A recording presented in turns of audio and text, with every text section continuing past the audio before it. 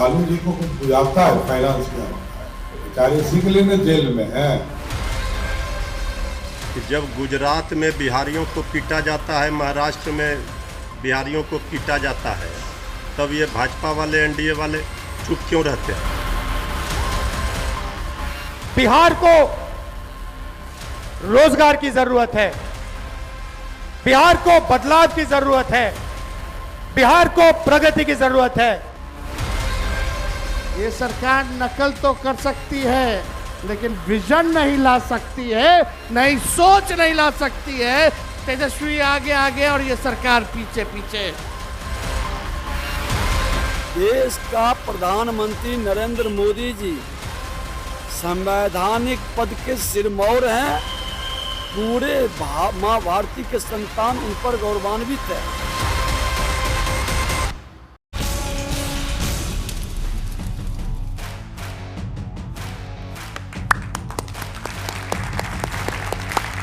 हल्ला बोल में तालियों के साथ आप सभी का बहुत बहुत स्वागत है। बिहार में चुनाव जो करीब आ रहा है, नैरेटिव वॉर शुरू हो चुका है। आरजेडी के अध्यक्ष और लंबे समय तक बिहार के मुख्यमंत्री रहने वाले लालू प्रसाद यादव ने सोशल मीडिया पोस्ट में लिखा, विक्ट्री चाहिए बिहार से और फैक्ट्री दीजिएगा गुजरात में।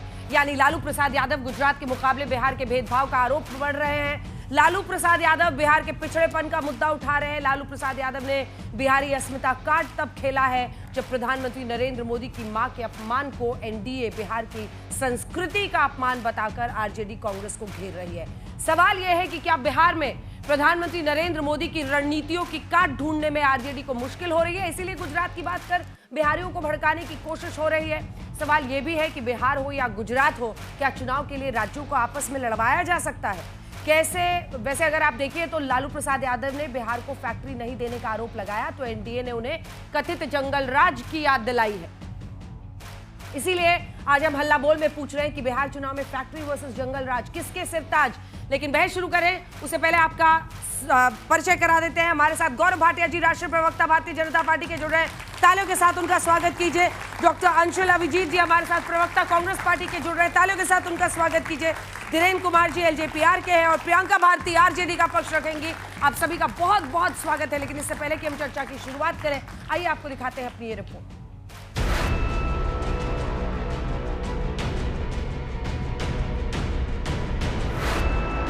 विक्ट्री चाहिए बिहार से और फैक्ट्री दीजिएगा गुजरात में।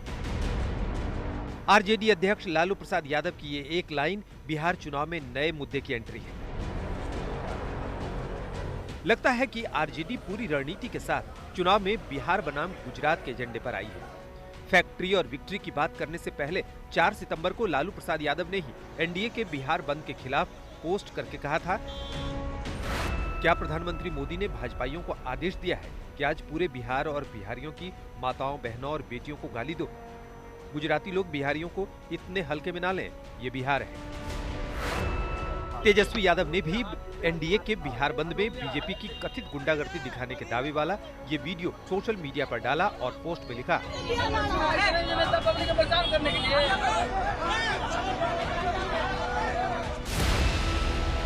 गुजरात में रहने वाले मोदी जी ने वोट की खेती के लिए बिहार में बंद में आम बिहारियों को परेशान करने का मस्ती भरा निर्णय ले लिया। शायद अभी उन्हें बढ़िया स्क्रिप्ट के साथ और अधिक टेसू बहाने होंगे। यानी जब एनडीए का कैंप प्रधानमंत्री मोदी की मां के अपमान को मुद्दा बना रहा है, तो क्या लालू प्रसाद यादव का जवाब बिहार बनाम गुजरात है? अंतिम अब श्वास ले रहे हैं, बीमार हैं, सजा याफ्ता हैं, बेल पर हैं, और ये व्यक्ति अभी तक गुजराती, मराठी और बिहारी के चक्कर में फंसे हैं। धिक्कार है इसे मानसिकता को, जो क्षेत्रवाद की भाषा बोलकर फिर से बिहारियों को लज्जित करते हैं। लालू प्रसाद यादव जी, आप जिस मानसिकता से बिहारियों को बदनाम और बर्बाद किए हैं, अब बिहारी आपके चंगुल में नहीं, बिहारी अपने स्वाभिमान और सम्मान के लिए, देश के मां भारती के हर संतान के लिए लड़ेगा। मान्यवर लालू प्रसाद जी, आपके विचार भी जहरीले, आपका ट्वीट भी जहरीला। जहरीली राजनीति के दौर से बिहार निकल चुका है। नरेंद्र मोदी को गुजराती बताकर बिहारी अस्मिता कार्ड लालू प्रसाद यादव ने ऐसे समय में चला है जब नरेंद्र मोदी ने अपनी मां के अपमान को बिहार की संस्कृति का अपमान बताया है। माई के अस्थान देवता पितर से भी ऊपर होला, काहे की आपन बाल बच्चा खातिर ऊ कौनो देवी नियर परछाई बनके पोस पाल के बड़े करेली। वैसे जब आरजेडी ने बिहार को फैक्ट्री नहीं देने के दावे के साथ नरेंद्र मोदी पर हमला बोला तो अभी 22 अगस्त को प्रधानमंत्री ने बिहार को 13,000 करोड़ से ज्यादा की विकास परियोजनाओं की सौगात दी है। 2024 चुनाव के बाद प्रधानमंत्री बिहार के लिए 1 लाख करोड़ से अधिक की विकास योजनाएं लॉन्च कर चुके हैं। फरवरी के केंद्रीय बजट में बिहार का हिस्सा बढ़ा था। 15 सितंबर को नरेंद्र मोदी पूर्णिया एयरपोर्ट समेत कई योजनाओं का उद्घाटन करने फिर बिहार आ रहे हैं। और ऐसे में बीजेपी लालू के कथित जंगल राज को याद दिलाकर आरजेडी के दावे पर पलटवार कर रही है।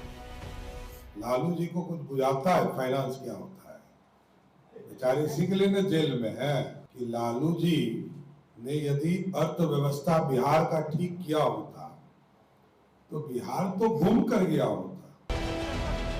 बीजेपी के ऐसे सवालों के बावजूद बिहारी अस्मिता के कार्ड पर आरजेडी ने आक्रामक रुख अपना लिया है। आरजेडी सिर्फ बिहार को फैक्ट्री नहीं देने का ही आरोप नहीं मढ़ रही है, वो पूरे देश में बिहारियों के अपमान के मुद्दे को तूल देना चाह रही है। देखिए, आदरणीय लालू प्रसाद जी ने तो ठीक ही कहा है कि जब गुजरात में बिहारियों को पीटा जाता है, महाराष्ट्र में बिहारियों को पीटा जाता है, तब ये भाजपा वाले एनडीए वाले चुप क्यों रहते हैं? जो लोग बिहार के मुख्यमंत्री के डीएनए पर सवाल खड़े करते हैं, इससे बड़ा अपमान बिहार का क्या होगा?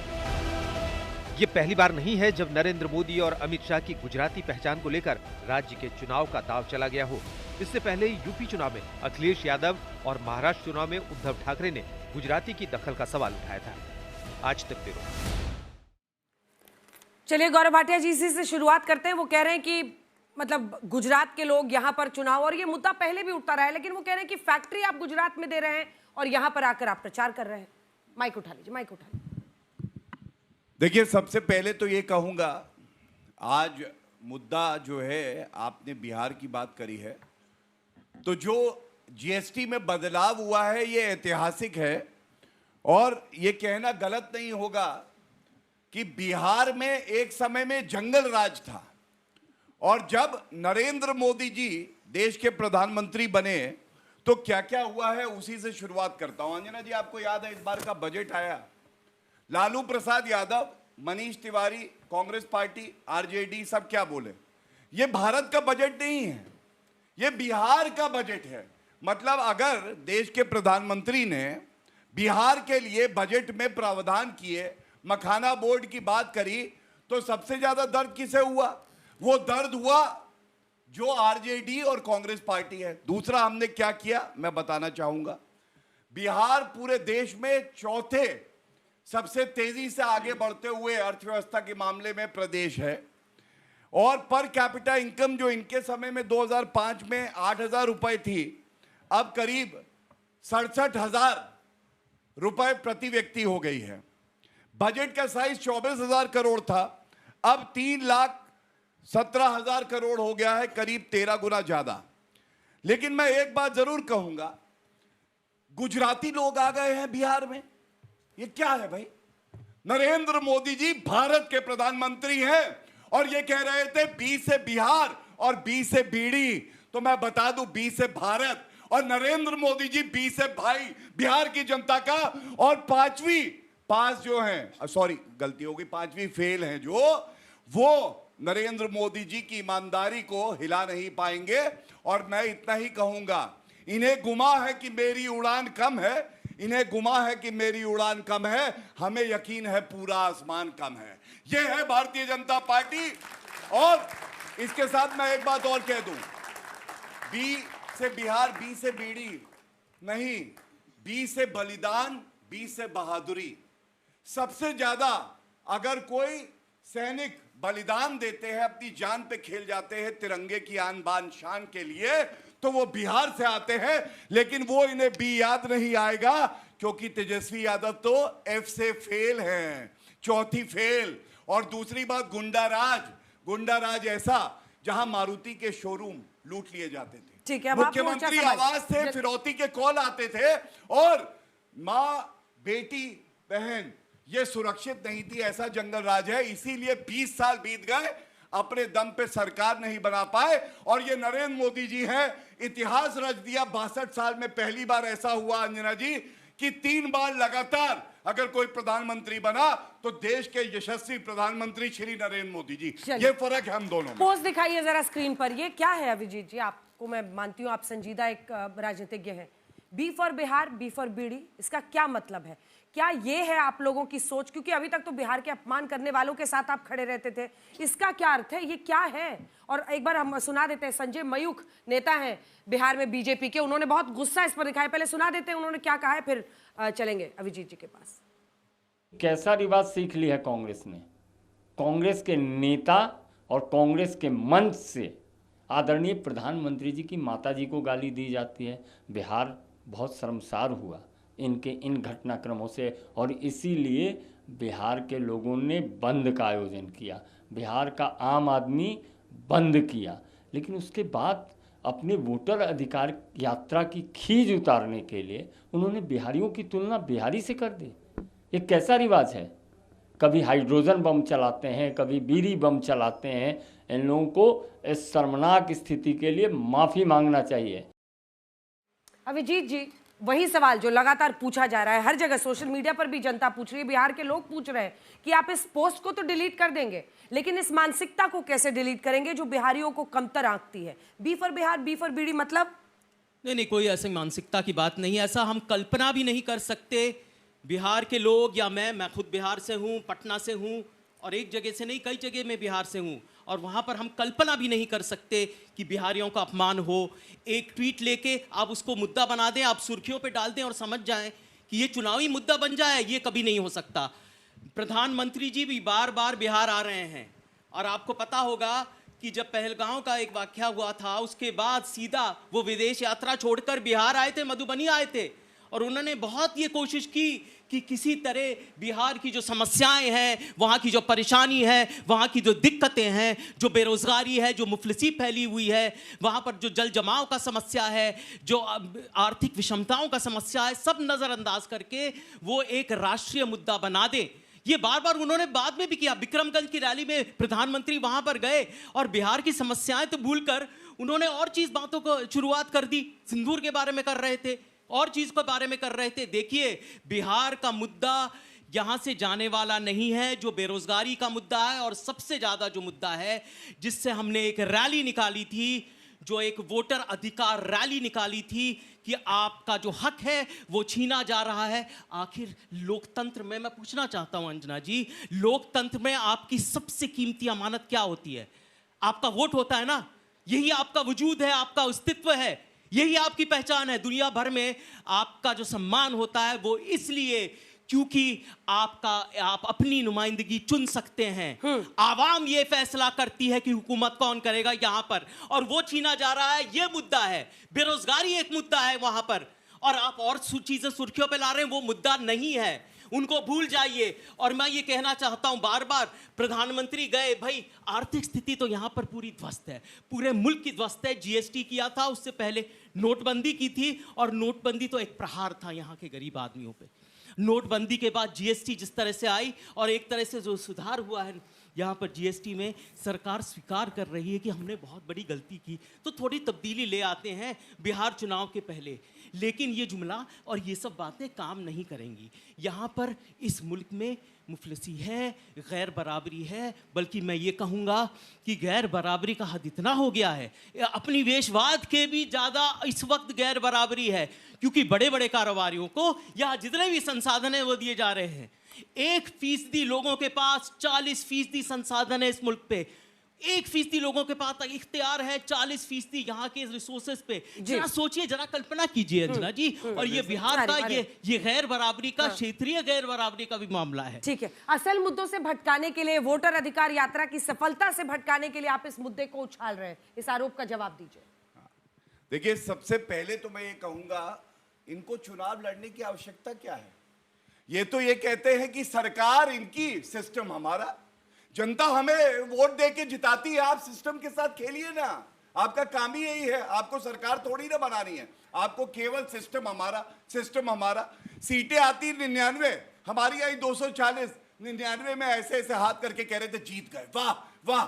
और मैं पूछना चाहता हूं, इलेक्शन कमीशन ऑफ इंडिया ने, अंजना जी, कहा है ना, एक बार अगर कहते हो वोट चोर तो हलफनामा दे दो, पता चल जाए जो कह रहे हो, जहां तुम्हारे शब्द हैं वहां तुम खड़े हो, तुम्हारी विश्वसनीयता की बात है। और दुख की बात क्या है, सर्वोच्च न्यायालय में मामला चल रहा है, सर्वोच्च न्यायालय में इनकी आस्था नहीं है। और चोर कौन बुला रहा है? चोर बुला रहा है वो जो खुद भ्रष्टाचार के आरोप में चोरी करके बेल पे बाहर है, राहुल गांधी। और चोर बुला रहा है वो जो जानवरों का चारा खा गया, भैंसे बोल रही है मेरा चारा खा गए, 5 बार दोष से लालू प्रसाद यादव। और चोर किसको बुला रहे? चोर उसको बुला रहे हैं जो गंगा जल की तरह पवित्र नरेंद्र मोदी जी गुजरात के मुख्यमंत्री थे, प्रधानमंत्री बने, और सब डकार गए। बोले दीदी दीदी प्लीज, दीदी दीदी नहीं दादाजी, आप गलत बोलेंगे तो दिक्कत तो होगी। बीच में ना बोलिए, अंजना जी शांत करा लीजिए, वो पता नहीं प्लीज। नरेंद्र मोदी जी वो व्यक्ति हैं, आप बताइएगा, आप बहनें बैठी हैं, सब देख रहे होंगे, जब मुख्यमंत्री से प्रधानमंत्री बने उनके निजी खाते में 21 लाख रुपए थे। सरकारी कर्मचारियों को दे के आए, अपनी बेटियों को पढ़ाओ, और ये होती है पवित्रता। ऐसा लीडर होना चाहिए। 9वीं फेल, चारा घोटाले वाले, जंगल राज वाले नहीं चाहिए बिहार को। ये बात बिल्कुल स्पष्ट कर दूं। धन्यवाद। चलिए, अब आप शुरू कीजिए, मोर्चा संभालिए आरजेडी की तरफ से तमाम मुद्दों पर। और एक सेकंड, भारत देश में रहते हैं ना हम लोग, ये वहां पे फैक्ट्री लगाई, यहाँ पे नहीं, बिहार गुजराती देश के अंदर कैसे कर सकते हैं? कुछ गुजरात को दे देंगे, बिहार को दिखा देंगे ठेंगा, तो सवाल तो हम करेंगे। प्रति लाख व्यक्ति गुजरात में 11 किलोमीटर सड़क है, बिहार में 5.2। 47 लाख करोड़ का MOU साइन करवाया मोदी जी ने वाइब्रेंट गुजरात में, गुजरात के साथ, बिहारी के लिए 0। उसके अलावा अभी बोल रहे थे कि गुजराती से दिक्कत है। अरे भैया, आपके जो प्रदेश महामंत्री जिनको बनाए ना, भिखूभाई दलसानिया, जो अमित शाह को वोट दिए थे लोकसभा चुनाव में, उनको बिहार का वोटर बनवा दिए हैं ये लोग। और इंटरेस्टिंग तो ये है, वोटर लिस्ट में उनका नाम बिहार में गुजराती में लिखा है। कौन भी ये लोग गुजराती लिखता है भाई? कौन भी ये लोग गुजराती बोलता है? सवाल तो पूछेंगे। उसके अलावा टेक्सटाइल पार्क, PM मित्र पार्क, बिहार को कितना दिया आपने? 0। अभी GST पर बात हो रहा था ना, GST पर, खाखड़े पर लगा दिया 0% DST। बहुत बढ़िया, पूरा देश खाखड़ा खाए, हम भी चाहते हैं। बिहार के पैक्ड मखाने पर 5% क्यों लगाया है? ये सवाल नहीं है, पूछे क्या? और आते हैं बिहार में राजनीति किस पे करना चाहते हैं मैं बताती हूँ। मुद्दा है नहीं ना, मुर्दों पे राजनीति करते हैं, जंगल जंगल चिल्लाते हैं। अभी आए थे प्रधानमंत्री जी, वहां विदेश में हंसी ठिठोली ही कर रहे हैं, और यहाँ आते हैं रोना, आंसू बहा रहे थे। आंसू बहाएंगे, कैसे आंसू बहाते हैं भाई? ये सवाल हम करते हैं कि गाली देना किसने सिखाया? सबसे पहले ये खुद पहली प्रति दिखा रही हूँ, क्योंकि I have come with every proof. पहला प्रति है कि इनका जो प्रदेश अध्यक्ष है हिमाचल का, सतपाल सिंह सत्ती, भरे मंच से गाली देता है राहुल गांधी जी की मां को। दूसरा है प्रदेश अध्यक्ष, दूसरे है बिहार के दिलीप जायसवाल जी, सब तो एक पर एक हैं। वो कहते हैं 50 गाली एक साथ राहुल जी को दे सकते हैं, हमारे पास गालियों की डिक्शनरी है। इनके उप मुख्यमंत्री बिहार के सम्राट चौधरी कहते हैं गाली दे दे करके ही तो हम नेता बन गए लालू जी को। उसके अलावा इनके विधायक जनक सिंह बिहार विधानसभा में खड़े होकर के राबड़ी जी को गाली दिए। उसके अलावा इनके मुख्यमंत्री दिल्ली की नई नवेली कैसा कैसा गालियों का इस्तेमाल की है, ट्विटर पे जाइएगा, कान खड़ा हो जाएगा। तस्वीर आपके सामने यहीं से दिखा रही हूँ। और खुद प्रधानमंत्री मोदी जी, वाह वाह वाह, प्रधानमंत्री है देश के, प्रधानमंत्री जी ने कैसी कैसी भाषा का इस्तेमाल किया। मिक्स्ड ब्रीड बोला। आपकी माँ देश की माँ, राहुल जी की माँ देश की माँ नहीं है क्या? राबड़ी जी की माँ देश की माँ नहीं है क्या? ये माँ कौन सी माँ है? जिस व्यक्ति के साथ आप देख रहे हैं ना मोदी जी को, ये नया नवेला उनका चहेता है। ये व्यक्ति बोलता है देश की दलित महिला को ये सुनना चाहिए। ये व्यक्ति लिखता है अपने अकाउंट से कि इस दलित महिला को सारिका पासवान का साड़ी साया खोल के रोड पर नग्न घुमाया जाएगा, और इसके सामने प्रधानमंत्री खड़े हैं। देश आज शर्मसार है अंजना जी, क्योंकि ऐसे प्रधानमंत्री जी पता है क्या बन गए हैं? HOD बन गए, हेड ऑफ डिपार्टमेंट। किस चीज के? गालियों की संस्कृति के। और आज गौरी लंकेश जी की कर लिए, वापस आज के विषय पर आते हैं।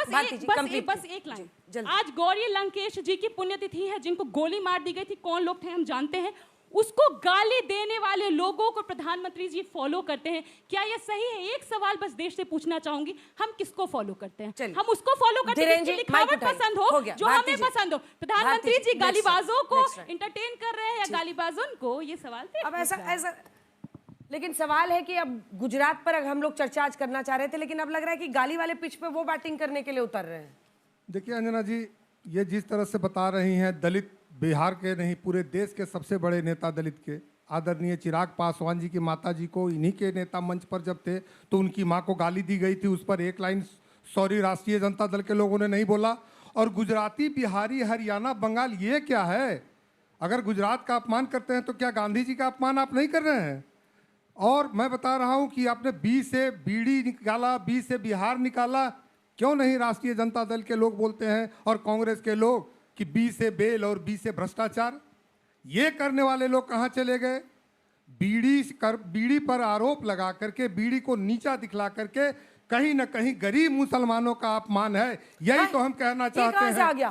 बिल्कुल मैं बताता हूँ, ये बता रहा हूँ कि बीड़ी उद्योग में ये न सिर्फ बिहार का, बंगाल का भी अपमान है और गरीब मुसलमान मजदूरों का यह अपमान है। और बिहार का ही नहीं, बंगाल का ही नहीं, हरियाणा में भी लोग बीड़ी करते हैं। तो ये राजनीतिक धूम्रपान ये कर रहे हैं अंजना जी, राजनीतिक धूम्रपान। यस। और मैं बता रहा हूँ कि ये बीड़ी के सम्मान की चिंता आप कहाँ से लाए प्रभु? एक आप लोगों ने लोरी सुना था ना कि लल्ला लल्ला लोरी, ये है ना लालू लल्ला लोरी और दूध में कटोरी और कटोरी में तमाशा, ये हताशा में तमाशा कर रहे हैं।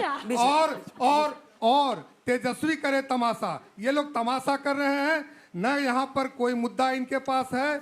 मोदी जी के लिए जितने भी मुद्दे थे सारे अब खत्म हो गए एक एक करके। लास्ट में इन लोगों ने चुनाव आयोग का सहारा लिया, झोटा वोट अधिकार के लूट का ये मामला लेकर के सड़क पे गए। और कांग्रेस का तो कोई है ही नहीं अंजना जी। मैं आप पर आरोप लगाता हूँ ना कि कांग्रेस को अगर कोई जिंदा रखे हुए है तो वो आप रखी हुई हैं। जमीन पर कोई आदमी नहीं, और जमीन पर बिहार में कहीं कुछ नहीं दिखता है, सिर्फ झंडे, सिर्फ डंडे, वो भी ढोने वाले राजद के लोग हैं। अगर थोड़ी आज मुझे अफसोस हो रहा है कि मैं लंच में आपके साथ क्यों नहीं थी, क्योंकि मैं देखती कि आपने आज खाया क्या है। चलिए जल्दी से गौरव जी बोले, उसके बाद अभिजीत जी आपके पास। देखिए सबसे बड़ा मुद्दा क्या है बिहार में? अगर आप आम लोगों से वहां पर मिलेंगे तो उनके लिए जो आम सबसे बड़ा मुद्दा है पलायन का, कि शिक्षा तय वक्त में पूरी नहीं होती है। वो बच्चे कहेंगे कि हमको डिग्री जब मिलनी चाहिए नहीं मिल जा रही है। जो पलायन का मुद्दा है कि बाहर आना पड़ रहा है, यहाँ पर भी आप करा लीजिएगा, अनेकों बच्चे हैं जो बिहार के आकर यहाँ पर पढ़ रहे हैं। ये असल मुद्दे हैं। अगर आप इसको ले जाएंगे अन्य मुद्दों पर कि बिहार वर्सेस गुजराती कर रहे हैं या अन्य मुद्दा, तो शायद वो चले ही ना। जनता को चाहिए भाई, उनको चाहिए अच्छी शिक्षा व्यवस्था। अस्पताल नहीं है साहब। जाकर जब मुजफ्फरपुर में मैंने अस्पताल दिखाया था, इतना उफान बन गया था, पर ऑपरेशन थिएटर में बैठ के वहां अचार और पराठा खा रहे थे लोग। ये हालत थी। गौरव जी धन्यवाद। देखिए सबसे पहले तो मैं ये कहूंगा, देखिए किस्मत अपनी अपनी होती है। जिसको बता रहे हैं कि बाहर से, गुजरात से लोग आ गए हैं, तो ये देश अखंड है, हमारी केवल एक पहचान है और वो पहचान है भारतीय होने की। और एक बेटा पैदा होता है, उसके पास उपनाम नहीं था यादव, चारा घोटाले वाले या नकली गांधी, नेशनल हेराल्ड घोटाले वाले। उसका नाम था नरेंद्र मोदी। अपनी मेहनत से, अपनी कर्तव्य परायणता से वो देश के शीर्ष संवैधानिक पद पे पहुंचता है और पूरा देश कहता है कि ये हमारा बेटा है, भारत माँ का बेटा है। और उसने पूरे भारत को अपना परिवार समझा। दूसरी तरफ किस्मत अपनी अपनी, बीच में ना बोलो अंजना जी प्लीज, रिक्वेस्ट कर। वो दीदी पता नहीं उखड़ी उखड़ी रहती है, पता नहीं बी से बहन है हमारी, लेकिन बी से बर्दाश्त नहीं कर पाती, बी से बर्दाश्त नहीं कर पाती। बारिश ये आदत से मजबूर है, कोई बात नहीं। आप लक्षण ये क्या है ना, जब हार का पता चल जाता है तो ऐसे दर्द होने लगता है। अब ये घबराती है एक लाइन में, कहीं चोट ना लगे। और मैं एक बात घबराते नहीं है दीदी, मैं इतना ही कहूंगा, परकटी महिलाओं को आरक्षण का लाभ मिलेगा, लालू प्रसाद यादव ने बोल दिया था। आप परकटी गलत, झूठ। लालू जी ने कहा दलित पिछड़ी महिलाओं को भी आरक्षण का लाभ मिलना चाहिए। आप लोग इसके खिलाफ एक सेकंड झूठ फैला रहे हैं। शरद यादव ने बोला। एक मिनट, शरद यादव महिला, एक बार फिर से कंफर्म कीजिए, इसको रिसर्च टीम से कह रही हूं मैं, कंफर्म कीजिए। जब बट मेरी नजर में शरद बिल यादव ने आया कहा था तो लालू प्रसाद यादव के सांसदों ने बीच में नहीं मैडम, अपनी बात में मौका दूंगी, हाथ उठाइए, प्रॉमिस। तो मेरा अब 1 घंटे की बहस है। पहली बात, किसी ने पूरे देश को परिवार समझा और दूसरे परिवारवादी अपने परिवार को नहीं संभाल पाए। तेज प्रताप यादव से पूछो उसका दर्द कैसा है, जो कह रहा है भैया जयचंदो से सावधान रहना। दूसरी बात, ठेंगे की बात कर रहे थे, भी तो पूछ रही है दर्द। बीच में ना बोल। अंजना जी प्लीज, आई रिक्वेस्ट। ये मैंने रिक्वेस्ट कर दिया मैम, आपसे बार-बार रिक्वेस्ट कर रही हूं। अभिजीत जी भी खड़े हैं ना, पर्सनल जाते हैं ना अंजना जी, पर्सनल जाएंगे, पर्सनल जाऊंगी, अच्छा नहीं लगता है ये। अभिजीत जी भी पर्सनल सुन रहे हैं, लेकिन अपनी बारी का इंतजार कर रहे हैं। मैं सबसे कह रही हूं, उन्होंने भी आपके बीच, अगर वो भी आपके बीच में बोलेंगे मैं रोकूंगी, but don't make it a shouting match ma'am, please. जल्दी खत्म कीजिए गौरव जी, 2 लाइन में खत्म कीजिए। कैसे जल्दी करूं जब हर लाइन में टोका जाएगा। दूसरी बात, ठेंगा बोला इन्होंने, मुझे हाँ याद आया, एक बार ऐसा हुआ आरजेडी का अध्यक्ष बनना था, बात करते हैं ओबीसी की, लेकिन आज तक परिवार के बाहर का अध्यक्ष नहीं बना। पूरे ओबीसी समाज और जो गरीब है, वंचित है, उनको दिखाया ठेंगा। फिर महिला मुख्यमंत्री बनानी थी, सारी महिलाएं आगे आई आरजेडी में, लेकिन बनाया किसको? राबड़ी देवी को। मिला बाकी महिलाओं को क्या? ठेंगा। और यही इसीलिए जनता इनको क्या दिखाएगी, चुनाव के परिणाम आएंगे, ठेंगा।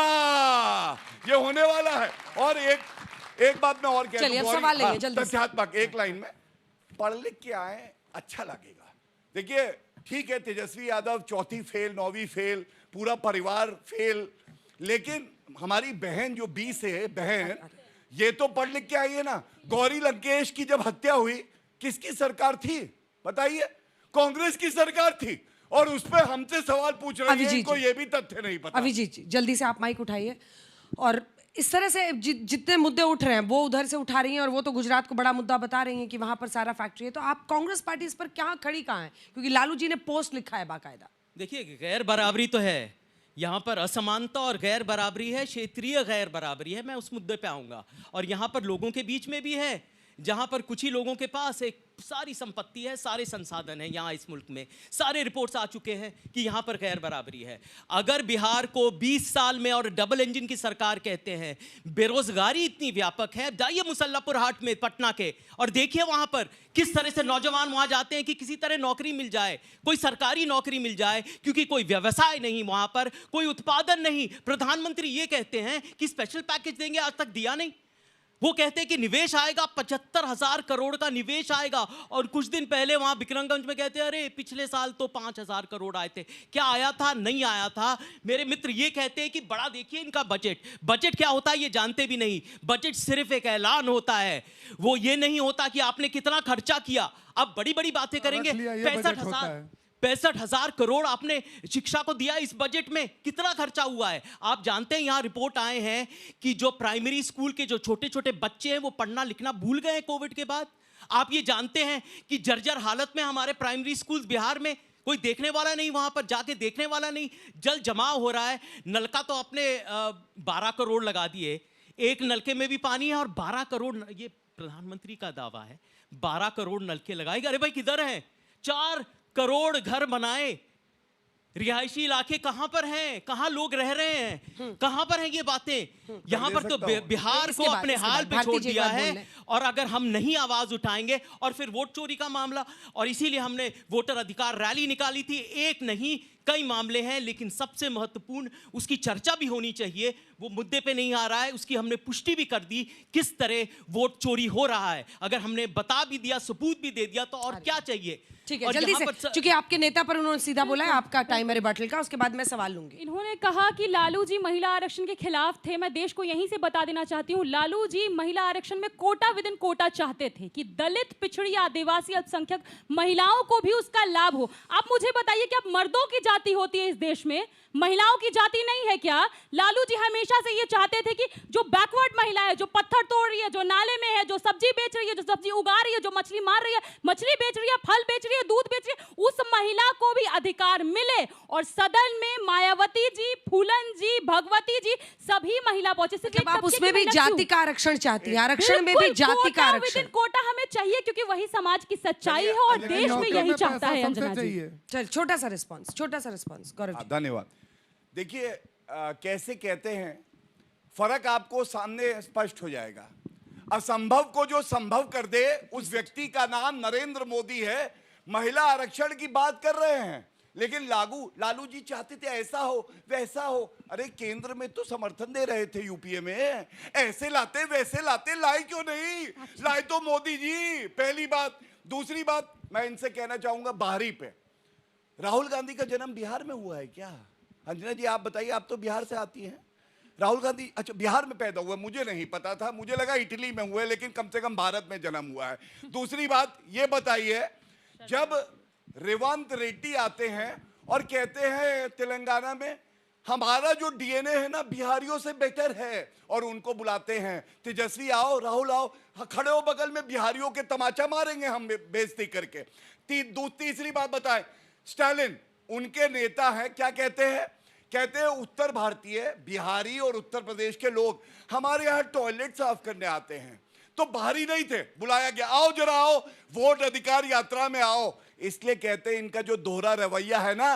अभी प्रियंका गांधी वाड्रा पंजाब के चुनाव में ताली बजा रही थी जब चरणजीत सिंह चन्नी कह रहे थे बिहार के और यूपी के बाहरियों को घुसने मत देना पंजाब में। ये पूरे देश को बांटने का काम करते हैं और मोदी जी पूरे देश को जोड़ने का काम करते हैं। हम लोग जोड़ने वालों के साथ खड़े हैं, तोड़ने वालों के साथ नहीं। मेरा नाम अदिति सोलंकी है। मेरा क्वेश्चन आप सबसे ही है, do you think it is good representation for the youth? Hindi में सवाल पूछ सकती हैं? ठीक। आपको क्या लगता है ये यूथ के लिए अच्छी रिप्रेजेंटेशन है क्या, कि आप सब लोग जिस तरीके से दूसरे लीडर्स की टांग खींचते हैं, उनको गालियां दी जाते हैं, बार बार ये क्वेश्चन आ रहा है कि गालियां दी जा रही है, आपको क्या लगता है कि यूथ के लिए अच्छी रिप्रेजेंटेशन है कि मेजर टॉपिक ही ये हो गया है कि गालियों पे बात हो रही है? वाह, बजाइए ताली, जबरदस्त। ये सवाल ताली बजाइए। ये सवाल ना आप प्रधानमंत्री जी से भी पूछिए, यहाँ पर बहुत भाजपा के हैं, उनके शीर्ष नेतृत्व से भी पूछिए, सबसे पूछिए कि व्यक्तिगत टिप्पणी क्यों देते हैं। आप बताइए, एक गरिमा होती है किसी पद की, मैं बात बिल्कुल मानता हूं आपकी बात, एक गरिमा होती है किसी पद की, एक शान होता है, तो क्यों देते हैं ये बताइए आप। लेकिन उस पद को तो चोर कहते हैं आपके नेता।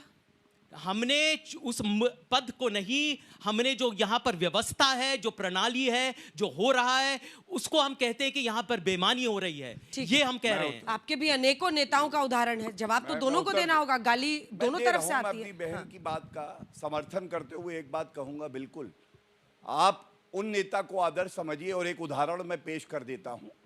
मुझे ये यकीन है, और इसलिए मैं भारतीय जनता पार्टी का सेवक हूं, कि अगर राहुल गांधी पे कोई बुरी नजर से देखेगा बाहरी भारत से, तो नरेंद्र मोदी जी खड़े हो जाएंगे। अगर गोली चलेगी तो नरेंद्र मोदी जी खड़े होंगे, क्योंकि वो देश के प्रधानमंत्री है, हर नागरिक की रक्षा करना उनका कर्ज है, फर्ज है। और एक बात और बताऊं, आप बताइए, पीवी नरसिम्हा राव किस पार्टी के प्रधानमंत्री बने थे? देश के प्रधानमंत्री थे कांग्रेस के। भारत रत्न किसने दिया? हमारी सरकार ने दिया। प्रणब मुखर्जी राष्ट्रपति बने, कांग्रेस में थे, किसने सम्मान दिया? भारतीय जनता पार्टी। नेताओं की गाली गलौज से क्या मतलब है? मैं बता रहा हूं क्या ये मतलब है, क्योंकि मेरी बहन ने कहा सम्मान करना चाहिए एक दूसरे का, गाली नहीं देनी चाहिए। तो मैं बता रहा हूं, जिन लोगों को जूते की नोक पे रखते थे क्योंकि वो परिवार के नहीं थे, उनको सम्मान देने का काम किया तो भारतीय जनता पार्टी ने किया। ये मेरे कहने का जो है तात्पर्य है। प्रधानमंत्री जी बाली गए और वहां पर विपक्ष को एक मिनट बहुत का सौदागर बोल अभिजीत जी बोल भाई मेरे बोले कोई दिक्कत, आप बोलो ना। कहते हैं कि आपके चेहरे की मुस्कान बनी रहनी चाहिए। मेरी बहन देख ले कि मुझे कोई दिक्कत नहीं कि कांग्रेसी प्रवक्ता अगर गलत भी बोले। अभिजीत जी गलत सही है। प्रधानमंत्री जी विदेश गए और उन्होंने विपक्ष के बारे में जो भला बुरा कहा वो सब जानते हैं। उदाहरण दीजिए क्या? आप देखिए बाली का भाषण देखिए। मैं कह रहा हूं, बताइए क्या बोला? अरे गौरव जी बीच में लेट हिम कंप्लीट सर। मुल्क में गए, ठीक है वो बता रहे हैं, गए उन्होंने विपक्ष के बारे में बहुत बाहर जाके गौरव जी। विदेश में थे, विदेशी वो तो जमीन सब में कहा, जानते हैं। और वही नहीं, उनका उदाहरण लेके भाजपा के जितने भी नेतागण हैं वो वही करते हैं, क्योंकि एक तरह से उनको इजाजत और अनुमति मिल चुकी है। ये बहुत गलत है। मैं आपकी बात से सहमत हूँ, ये होना नहीं चाहिए, ये इसका बिल्कुल वर्जित होना चाहिए। लेकिन अफसोस है कि यहाँ से हो रहा है, प्रधानमंत्री के अपने शब्दों से हो रहा है। मुझे बहुत अफसोस है। मेरा नाम अंकुश कुमार है और मैं बिहार के जहानाबाद से हूँ। मेरा प्रश्न गौरव भाटिया जी से है कि जहाँ आपने बात किया जंगल राज का, तो अभी आपकी ही सरकार है और अभी क्राइम बहुत ज़्यादा है। जैसे कि पटना में आप देख सकते हैं पारस अस्पताल में क्या हुआ है, गोलीकांड कैमरा के सामने। और पटना के ही ये क्या बोलते हैं बोरिंग रोड में खुलेआम पिस्तौल लहराया जा रहा है। तो इस चीज़ पे आप क्या बोल देंगे? हॉस्पिटल में ऑन कैमरा, मतलब वीडियो है उसका। मैं उत्तर दे सकता हूँ? हाँ जल्दी जल्दी। मेरे भाई, मैं तो ये मानता हूं कि एक भी क्राइम अगर होता है तो वो बहुत ही चिंताजनक है। लेकिन आज तक का आंकड़ा है, उस शो में मैं था, मैं बड़ी जिम्मेदारी से आपको बता दूं, हत्या, डकैती, लूट, सब में क्राइम ग्राफ नीचे आया है और करीब 20 से 30% की कमी हुई है नीतीश कुमार जी जब से मुख्यमंत्री बने हैं। ये एक आंकड़ा है। और मैं एक बात और कहूंगा, मुख्यमंत्री आवास से फोन नहीं जाता फिरौती का, मारुति का शोरूम इसलिए नहीं लूटा जाता क्योंकि यादव परिवार की बेटी के यहाँ शादी है, और इस किसी को तेजाब में नहला के मारा नहीं जाता है। जंगल राज इसे कहते हैं। जंगल राज कैसा होता है? बिल्कुल लालू प्रसाद यादव जैसा होता है। चेहरा तो मोदी जी से मिलता है। पूछिए सवाल। मेरा सवाल आप सभी से है, नेता लोगों से। अभी इस वितर्क पे हमने बहुत सारा ब्लेम गेम देखा कि वोट चोरी का विषय मुद्दा बने या फिर गाली का विषय मुद्दा बने। क्या बिहार के जो एक्चुअल मुद्दे हैं, जैसे माइग्रेशन, जैसे कि अनएम्प्लॉयमेंट, जैसे कि शिक्षा व्यवस्था उसकी इतनी खराब है, क्या वो मुद्दा कभी बन सकता है आप लोगों का? यही सवाल मैंने मेरा सवाल ये है कि जो लालू यादव ने अभी बोला कि 2 गुजराती यहाँ का कर रहे हैं, पॉलिटिशियंस तो ये सब बोल के हट जाते हैं, बट इन सब के बाद देश में जो डिसइंटीग्रेशन का माहौल होता है उस पर आपका क्या बोलना है? मेरा सवाल बीजेपी से है। देश में अभी फिलहाल में एक ट्रेंड देखने को मिल रहा है कि सरकारें पूरे 5 साल तक रोजगार को रोक के रखती हैं और जब चुनाव आता है तो उसी टाइम पे धड़ल्ले से नौकरियों की बाढ़ आ जाती है। इसको लेकर आप सामान भी सस्ता होता है। जवाब दीजिए। अंजना जी, मैं जवाब दे देता हूँ। बिहार मेरे भाई भी कुछ कहना चाहते हैं और मैं भी जोड़ना चाहता हूँ। मैं अपनी बात रख लेता हूँ और वो बिहार में 7 लाख सरकारी नौकरियां दी जा चुकी हैं और स्वरोजगार के योजनाओं से 27 से 28 लाख लोगों को रोजगार उत्पन्न किया गया है और 3 लाख वैकेंसी निकला हुआ है और यह प्रक्रिया चल रही है। आप बताइए कि भारत के किस राज्य में इस तरह से सरकारी नौकरियां दी जा रही है? और ये दोनों जा रहे हैं ना, जो उत्तर प्रदेश के 2 लड़के जिनको आप लोगों ने कहा, ये दोनों बिहार के लिए 2 लकड़बग्घे हो गए हैं और ये कहीं ना कहीं अपने ही सेल्फ गोल में फंसते जा रहे हैं। प्रधानमंत्री जी के माता जी को गाली दे करके और गंगा के किनारे डांस करने का वीडियो वायरल होने से किसको नौकरी मिलेगी, जरा आप ही हम लोगों को बताइए। और जिस तरह से ये लोग का मुद्दा, अभी कांग्रेस पार्टी ने ट्वीट किया कि 20 से बीड़ी, और जब ये भारी पड़ने लगा तो इंडिया गठबंधन जो था वो हो गया क्रैक।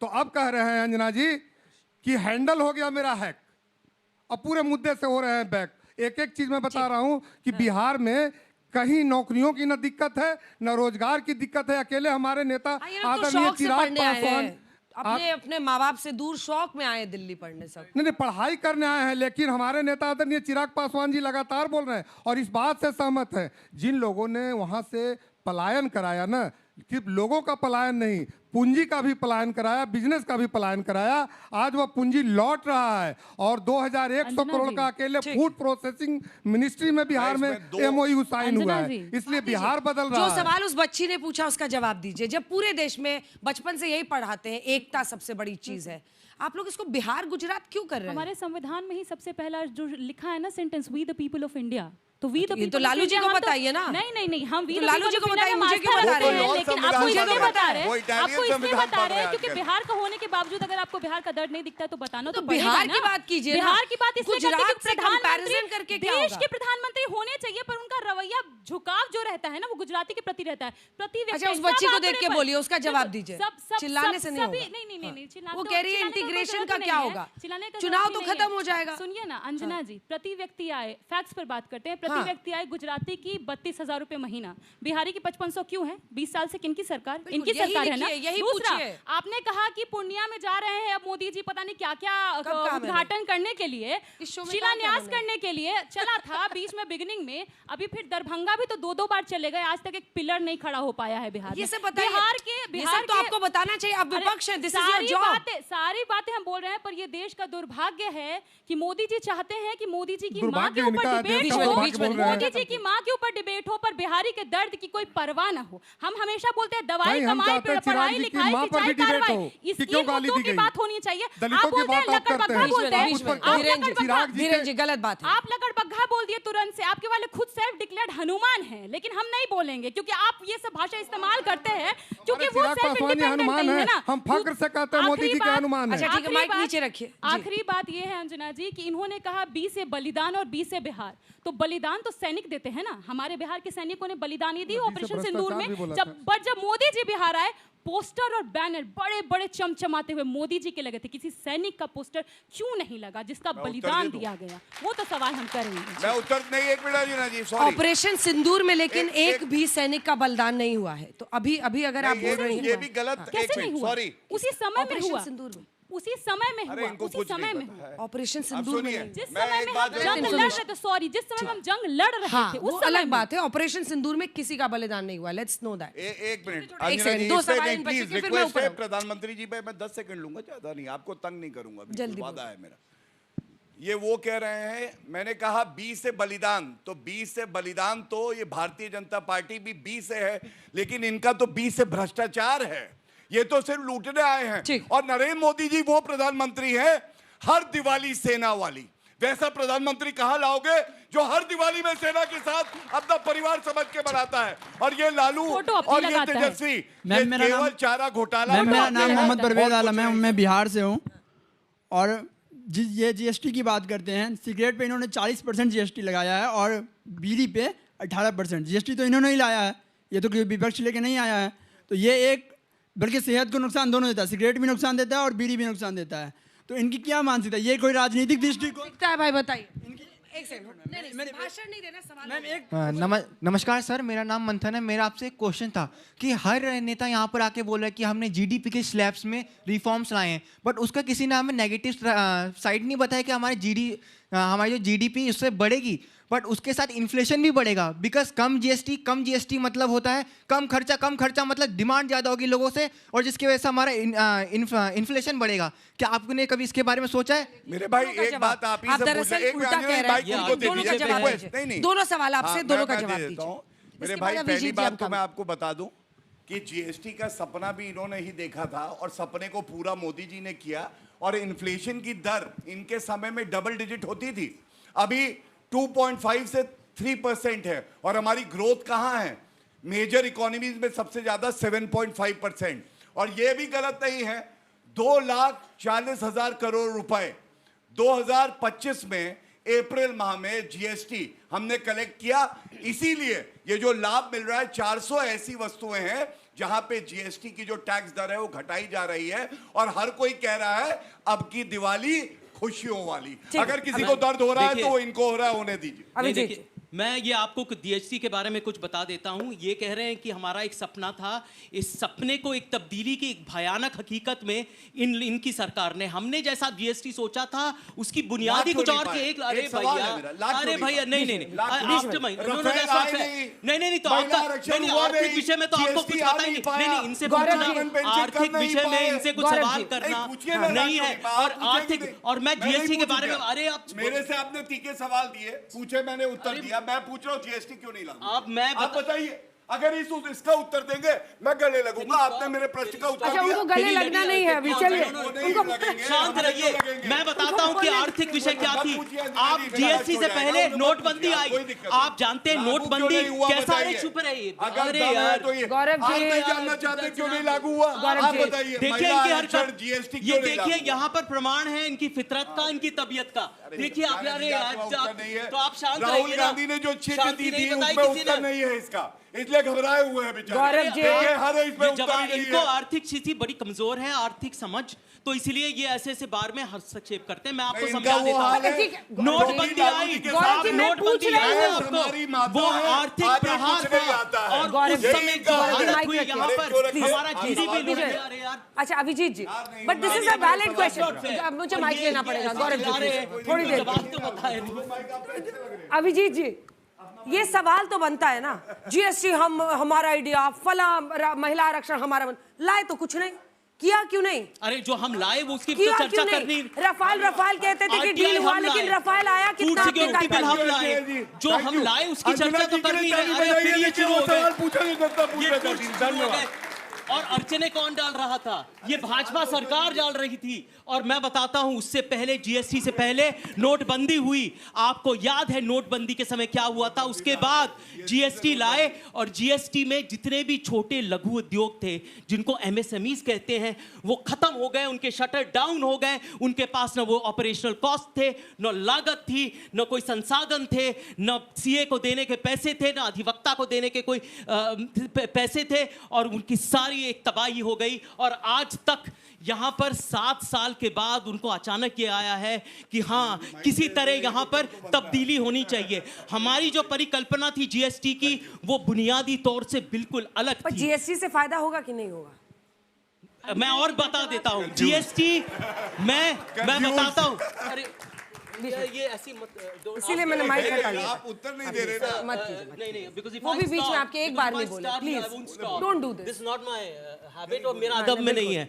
मैं मेरी आपको संस्कृति, जानती और हूँ बड़ी अभिजीत। संस्कृति की बात की ना, मेरे अदब और संस्कृति में नहीं है कि इनका हस्तक्षेप करें। ये जो मना है कहने दीजिए, ये तो आते हैं रोज कह जाते हैं। मैं एक और चीज बताता हूँ, जीएसटी एक नकारात्मक टैक्स है, क्योंकि जो गरीब आदमी है वो भी जीएसटी देता है, और जो बड़ा सा बड़ा अमीर आदमी, जिसका ये सरकार बहुत ज़्यादा फायदा कर रही है, जो कारोबारी हैं, जो व्यवसाय करते हैं, वो भी देते हैं।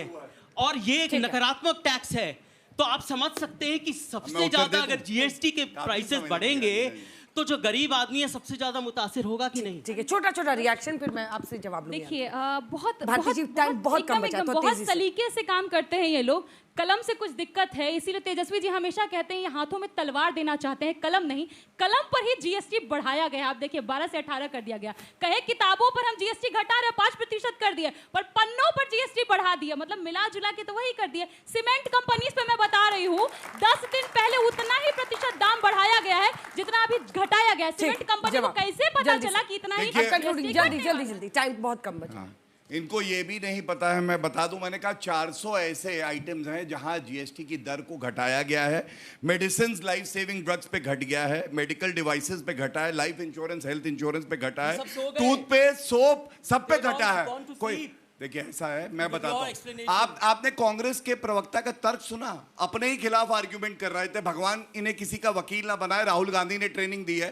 कह रहे हैं जीएसटी जो है एक नकारात्मक टैक्स है। तो पी चिदम्बरम 2006 में ला क्यों रहे थे?